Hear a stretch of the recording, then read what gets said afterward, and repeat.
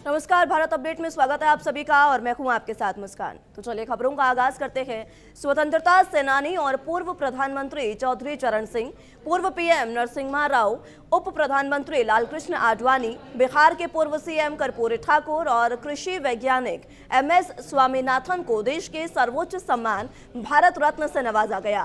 केंद्र ने 2024 के लिए इन 5 विभूतियों को चुना गया है। गौरतलब हो कि 2020 से 2023 तक किसी को भी भारत रत्न नहीं दिया गया था। उपराष्ट्रपति भवन में पूर्व उप प्रधानमंत्री लालकृष्ण आडवाणी को छोड़कर अन्य 4 विभूतियां, जिनमें पूर्व पीएम चौधरी चरण सिंह, नरसिम्हा राव, पूर्व सीएम कर्पूरी ठाकुर और कृषि वैज्ञानिक एमएस स्वामीनाथन को मरणोपरांत भारत रत्न से नवाजा गया है।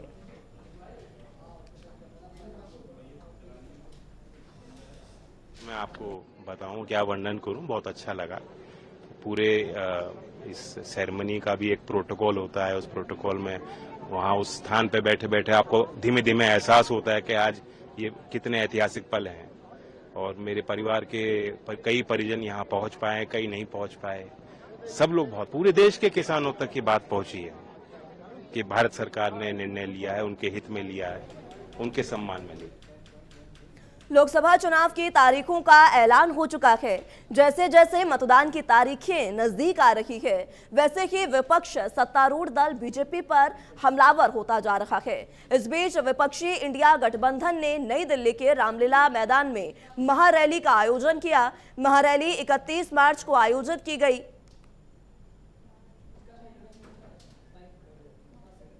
जिसमें विपक्षी दलों के तमाम नेता शामिल होंगे। वहीं इसे लेकर दिल्ली के पर्यावरण मंत्री गोपाल राय ने रैली स्थल जाकर हालात का जायजा लिया।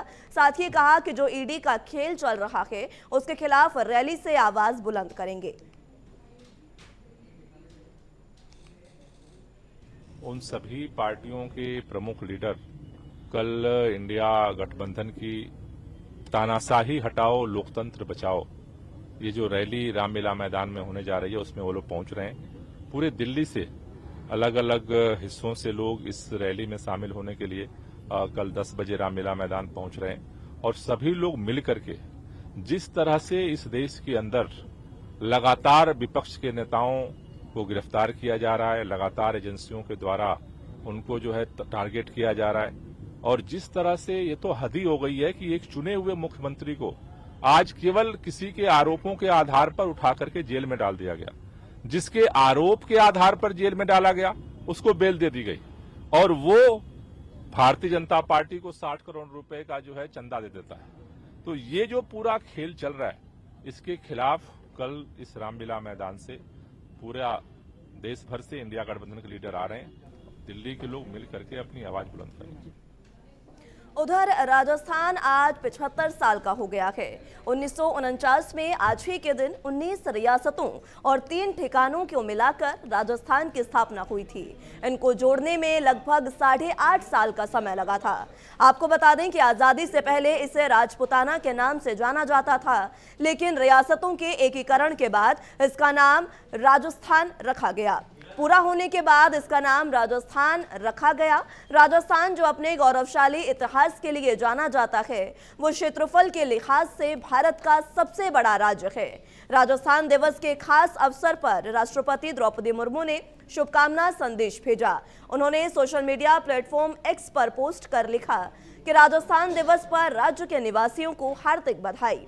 क्षेत्रफल की दृष्टि से देश का सबसे बड़ा ये राज्य अपनी गौरवपूर्ण परंपराओं, अतिथि सत्कार और इंद्रधनुषी संस्कृति के लिए प्रसिद्ध है। वहीं प्रधानमंत्री नरेंद्र मोदी ने लिखा, राजस्थान दिवस पर राज्य के अपने सभी परिवारजनों को मेरी कोटि कोटि शुभकामनाएं।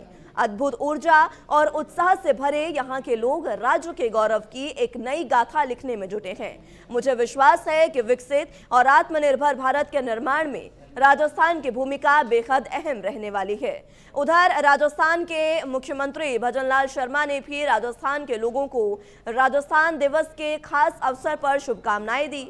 उन्होंने लिखा कि सोनेरी धरती अठे चांदीरो आसमान, रंग रंगीलो रस भरियो ओम्हारो राजस्थान।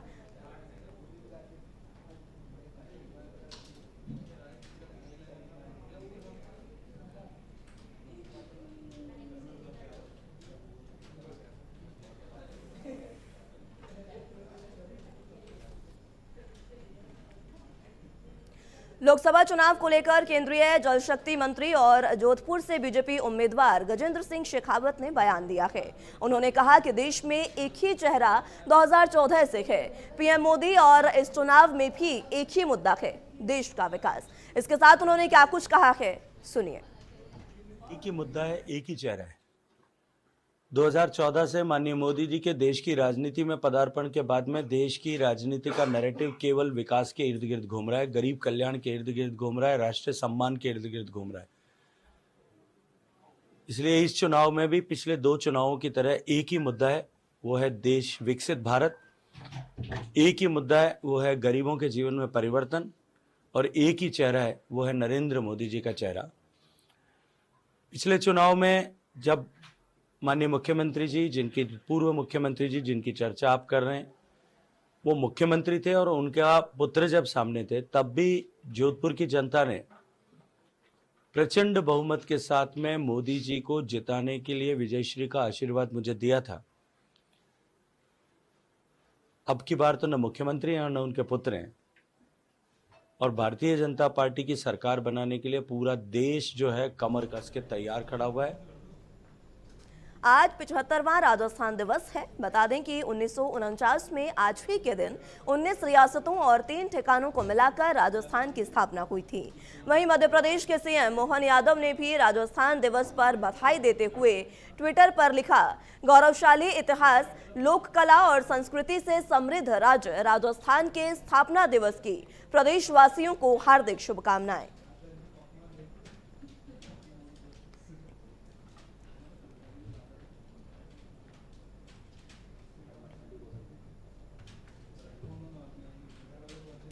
देश में हर तरफ रंग पंचमी की धूम है। देश के अलग अलग राज्यों में रंग और गुलाल से रंग पंचमी मनाई जा रही है। इस बीच उज्जैन के श्री महाकालेश्वर मंदिर में भी रंग पंचमी के मौके पर भक्तों का हुजूम उमड़ पड़ा। बता दें कि श्रद्धालु महाकाल के दर्शन के लिए उज्जैन पहुंचे। इस बीच भोलेनाथ को जल, दूध, दही और चंदन से स्नान करवाया गया, जिसके बाद उनका श्रृंगार किया गया।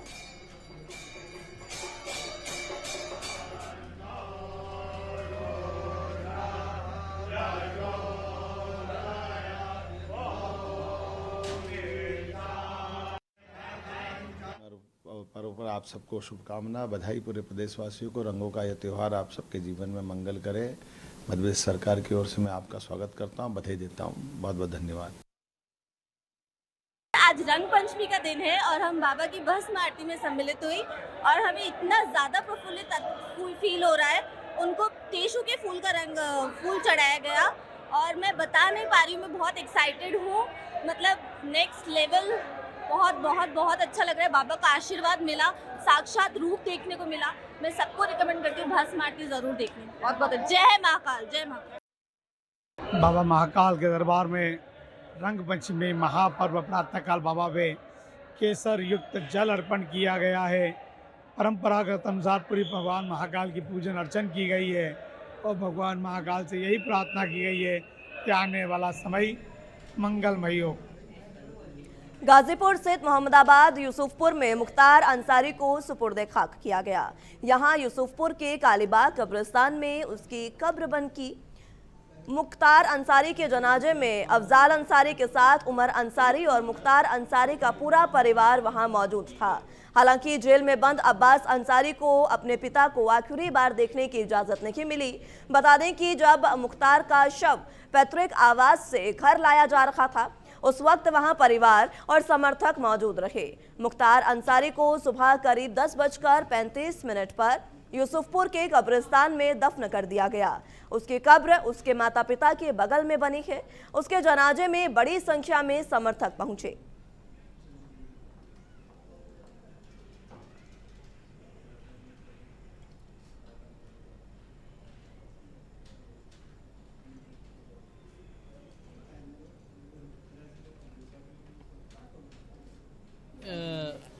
चुनौती तो ये थी कि सभी लोग शांतिपूर्ण ढंग से आकर के जो अंतिम संस्कार की कार्रवाई है इसमें शामिल हो जाएं, और इसके लिए हमने पूरे कस्बे में और आसपास के स्थानों पर डिप्लॉयमेंट कर रखा था और परिजनों से लगातार वार्ता करते रहे और परिजनों से संपर्क करके जो उनके धार्मिक रिचुअल से उनको पूर्ण कराते हुए शांतपूर्ण ढंग से इस जो सुपुर्दे खाक की कार्रवाई है उसको संपन्न कर।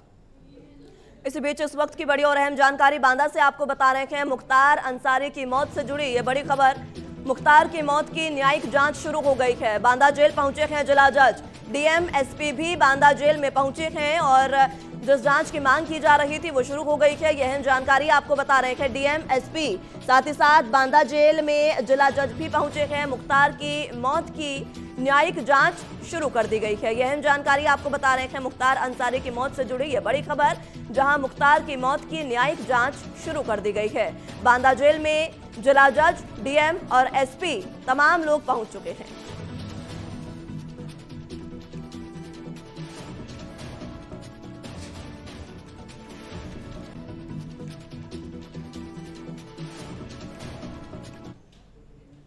उधर यूपी के बुलंदशहर में गंगा नदी पर 83 करोड़ की लागत से बन रहे निर्माणाधीन पुल के 3 स्लैब गिर गए हैं। वहीं ग्रामीणों ने पुल निर्माण में खराब सामग्री के इस्तेमाल का आरोप लगाया है। बता दें कि मामले की जांच के लिए कमेटी का गठन भी किया गया है।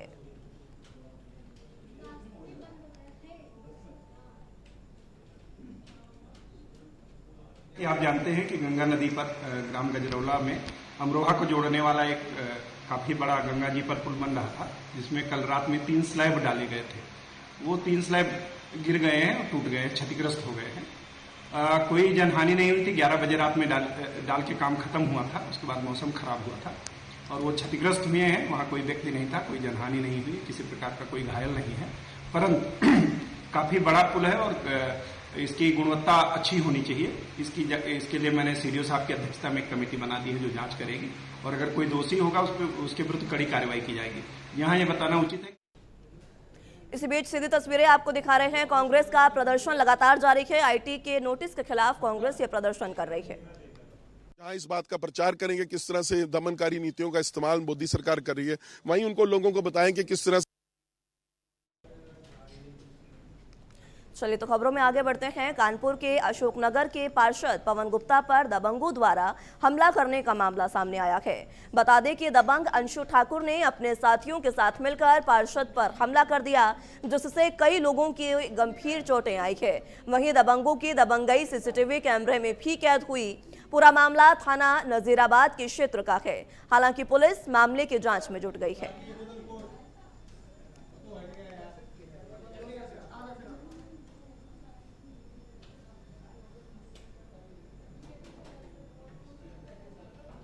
यूपी के गाजियाबाद में एक भीषण सड़क हादसा हो गया है, जहां दिल्ली मेरठ एक्सप्रेसवे पर कैंटर की टक्कर लगने से कार ट्रक में जा घुसी।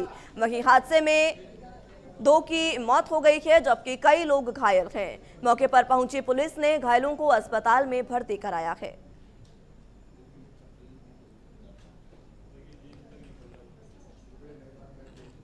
में अमरोहा से एक जो अर्टिगा में 11 बच्चे और एक ड्राइवर के साथ आ रहे थे जो जामिया दिल्ली जा रहे थे, उनका एक्सीडेंट हुआ है। वो जाकर के डंपर से भिड़े हैं। अब घटना की वजह का अभी पता नहीं चल पाया है कि एग्जैक्टली डंपर रुकी थी या क्या हुआ था, बट वो पीछे से जाके भिड़ी है। इसमें सभी लोग घायल हैं। एक ड्राइवर और एक बच्चे की डेथ हुई है जो अमरोहा के रहने वाले हैं और बाकी घायलों का इलाज चल रहा है। अभी जो 4 हॉस्पिटलों में अलग अलग बच्चों का इलाज चल रहा है।